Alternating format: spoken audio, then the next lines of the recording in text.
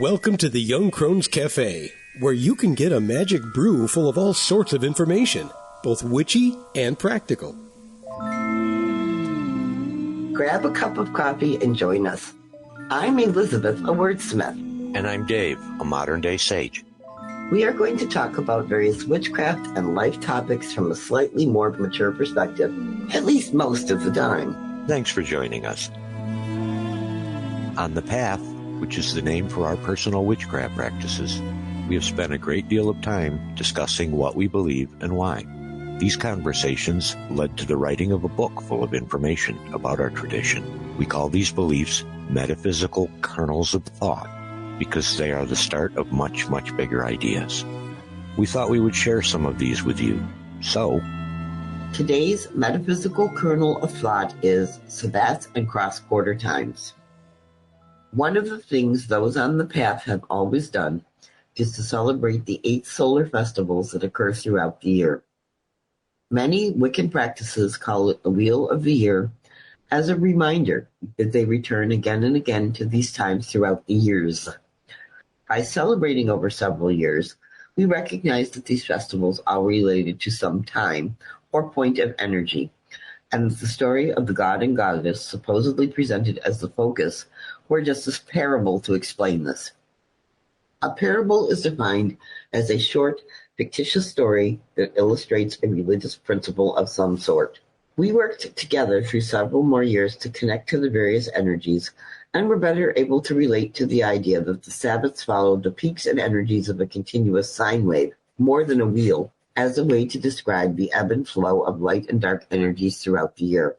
More recently, we have come to recognize that there are actually 2 different cycles combined together.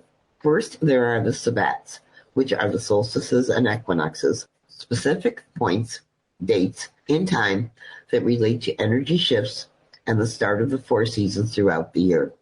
Winter solstice is the peak of dark energy and the start of winter, while the summer solstice is the peak of light energy and the start of summer. The vernal spring and autumnal equinoxes are both times of equal light and dark energy and the start of spring and autumn respectively. The vernal also marks the date of the beginning of the times of greatest light energy, and the autumn marks the date of the beginning of the times of greatest dark energy. Then there are what others call the cross-quarter days because they occur between the solstices and equinoxes. The path now calls these cross-quarter times because they are a season and not related to one specific date. These include Candlemas, Beltane, Lovemas, and Samhain. Each of these seasons is a time when it is easier to connect with one of the energies of the physical elements for us. The Candlemas season focuses on the element of fire, Beltane the element of earth, Lovemas the element of air, and Samhain the element of water. We celebrate the shift between the energies at the start of each season using a series of rituals that we call our ice cycle, which is an acronym for an Ingress, Congress, and Egress ritual. We have also developed activities that we use throughout each season that relate to working with the energy of each specific element. This week we're going to talk about or discuss more how those of us on the path tend to have messed with the traditional idea of the Wheel of the Year. I know it didn't stop being a wheel, but how we perceive it might be a little different. Sure. More as a cycle, which here again is a wheel. Yep, absolutely. No, I agree. I think it's because we put different emphasis on different parts of it. The Sabbats are the solstices and equinoxes, and they are very time specific when you think about it. You know, they kind of move around 2 or 3 days each year in the calendar, depending, and they mark the actual. Sure, but there is a moment when you can say that is actually an astronomical and physical occurrence. Yep. Yes, exactly. And then the other ones, which people call the cross-quarter days, they call them greater Sabbats, lesser, all of that stuff. We tend to call them Candlemas, Beltane, Lovemas, and Samhain. That's just the names we use. Feel free to call them whatever you like.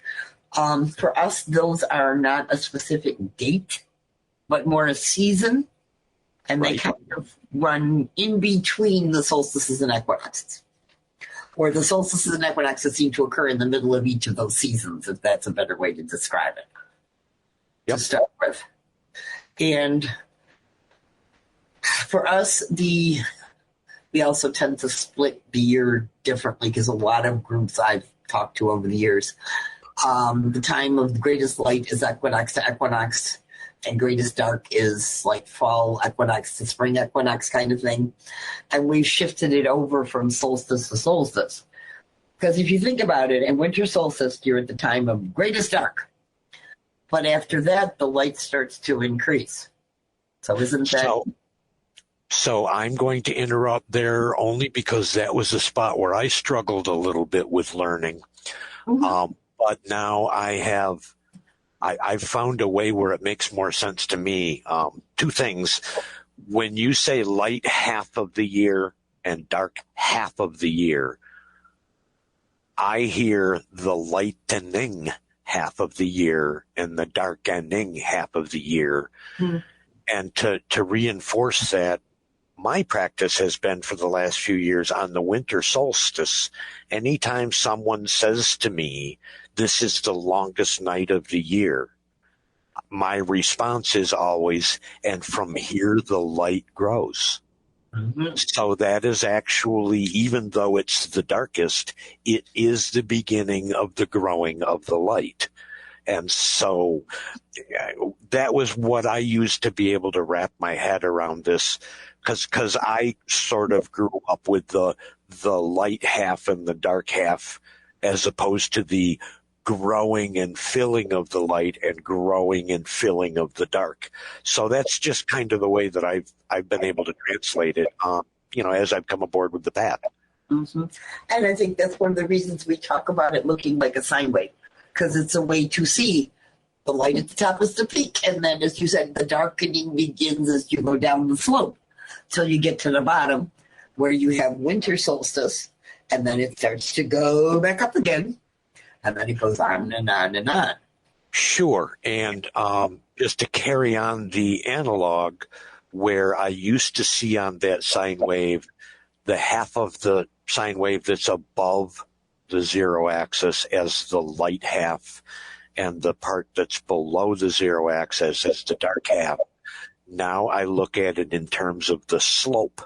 Mm-hmm. So the moment that the winter solstice is over, there is positive slope, which means the number and the light is growing more and more positive through zero and to its peak.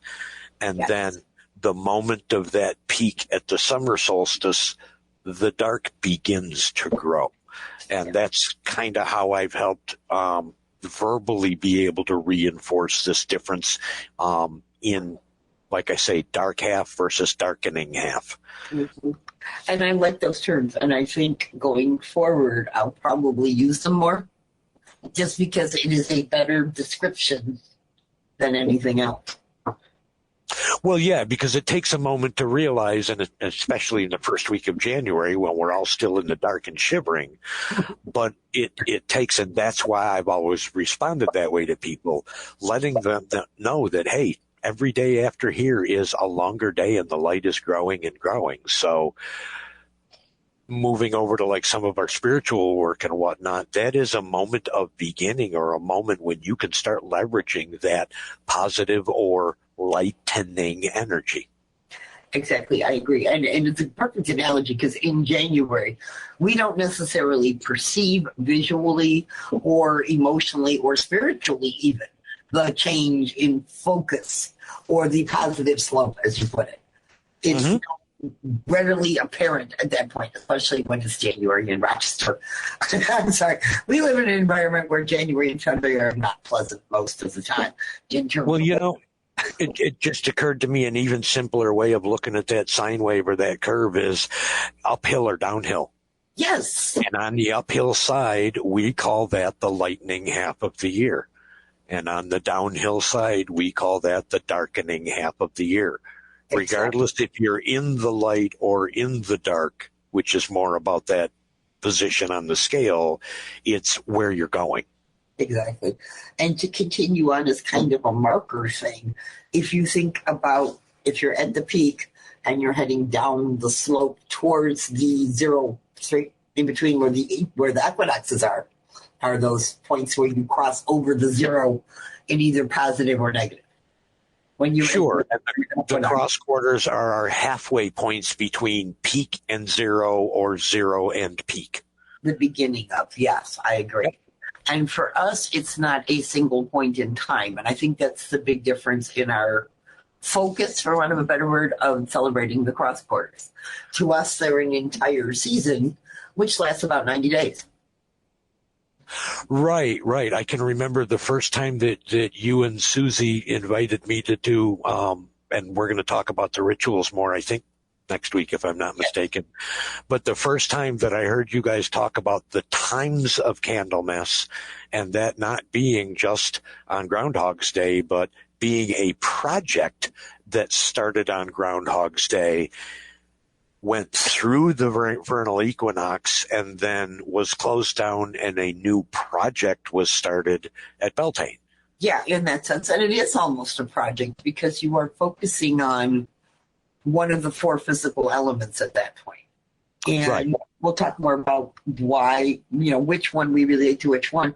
But to us, one of the reasons we didn't pick, they picked us. We were looking to see which one we more closely connected with, and we discovered we're very related to our experience of our physical environment in that respect, and the reasons why this is this and this is this, and it works for our locale on the planet. So somewhere else, it may be very different.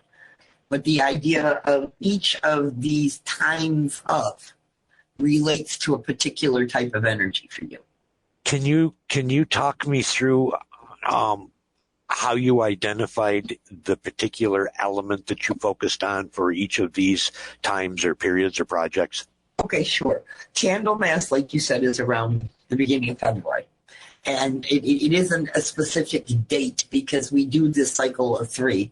And that cycle of 3 is a way of thanking the previous times of element and preparing to begin to work with the next element in the group, for want of a better word. So on Candlemas, we are saying goodbye to our focus on Samhain and the element of water. Yep. And we begin a period of focusing on fire. Right, exactly. Why fire for Candlemas? Okay. If you could just talk me through those 4, I think it would be helpful for some of our folks.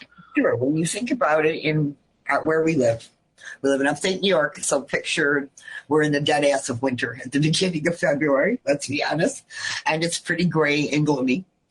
Water is pretty much frozen at that point. It's become frozen, so it is solid. It's still moving, but it's less accessible. Earth is asleep still at that point because we haven't yet moved into any signs of spring, regardless of the tradition of it used to be in bulk when the lambs were born in England. The lambs are not born in February in Rochester. So it wasn't Earth and all of that growth and development. Right. Air is around, but it's cold, so it's not exactly hospitable. And we still need fire to stay warm and get through the rest of the winter. So, fire. Okay, so times of Candlemas, February and March, huddled around the fire praying for spring. Yeah, that, and it's a time where you need inspiration and creativity for, as the world opens up, you're going to have ideas of what you want to do going forward. Beginning new things and thinking about things in a slightly different way, or what inspiration can I use to get through one more gray day in February without wanting to kick someone into the slush, kind of, And then you move on to Beltane, which is May-ish, the beginning of May. And here in Rochester, that's when things are suddenly green. We've had daffodils, we've had crocuses, we've been known to have the occasional blizzard in April, just as a reminder that winter is still with us at all times. But by May, green is kind of winning. So I call it the smell of worms. Yeah, exactly. So when the earth starts to come back to life. Yep. Exactly. So obviously earth is strongest for us at that time of year. Okay, so I can see we've transitioned from